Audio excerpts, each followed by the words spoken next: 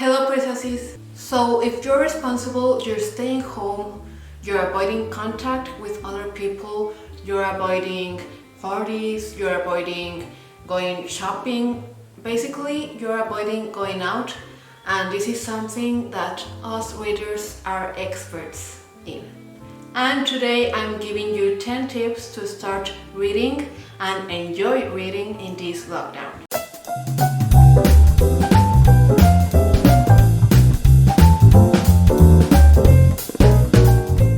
Tip number 1 is to know that reading is not a chore, reading is for fun and it is for entertainment. Tip number 2 is to read within your age range or lower. For example, many adults enjoy reading YA, but not many teenagers enjoy reading adult novels. So if you're 30, stick to novels in your age and to some YA and maybe some middle grade. Tip number 3 is to pay attention to your favorite movies. Do they have something in common? Maybe you can take out a genre from out of them. For example, if you like a lot of suspense movies that have a domestic element to them, you can read The Wife Between Us or The Woman in a Window. Those are great options. If you're looking something a little bit more YA and that has a great audiobook, Sadie is a great option. Tip number 4 is to always have options.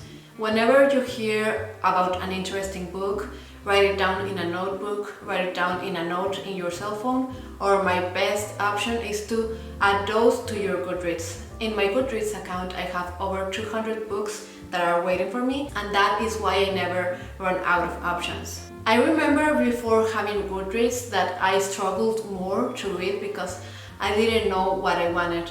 I went to a bookstore and some of the times I didn't remember a good book that I learned about a month ago, and I had to leave the bookstore with what I thought was the best that I could find there. But now that I have all of the books that I want to read in Goodreads, I can go to a library sale and I already have in mind what books I want to take home with me. Tip number 5 is to stay away from classics, long books or complicated books, unless it is a middle grade or a YA. For example, Little Women is a great option if you want to start reading. Not so long ago, my husband came to me and said that somebody recommended him to read 100 Years of Solitude and El Quijote.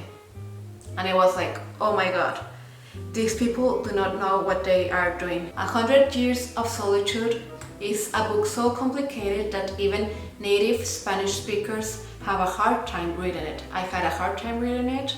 And I have heard several times that El Quijote is one of the most complicated classics of all. Tip number 6 is to read a free sample of the book before committing to it. If you're in a bookstore, you can read the first chapter. If you are shopping through Amazon, you can read the first pages there. Even if you're in a bookstore, you can browse the book that you're looking for in Amazon and read the first pages there. You can also listen to the first 5 minutes of an audiobook in Audible. This way, you can get a better sense whether the book is for you or isn't. Tip number 7 is to not be too hard on yourself. Even reading 1 chapter a day or 1 page a day is progress, but read at least 1 page a day. Short stories are great for this because you can finish one easily in a sitting and you get a sense of accomplishment after this. Tip number 8 is if you're not enjoying a book, leave it without remorse. This is what we call a DNF. Sometimes it is not the right time for that book, and remember that you can always go back to it when the right time presents itself.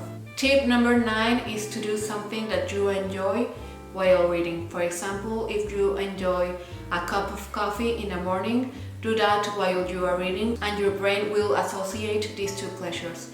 If you like to take a walk, do so while listening to an audiobook. For example, I like to read while I am in the company of a loved one, and I feel that is a way to share space and time with that person that I love. That's it for today. I hope you enjoyed those tips. If you did, please don't forget to hit the like button. And if you made it all the way to this point, the secret phrase of today is I'm staying home. Write down in the comments below so that I know that you stuck until the end. Don't forget to subscribe and hit the bell if you haven't done so already, and I'll see you next Saturday. Bye!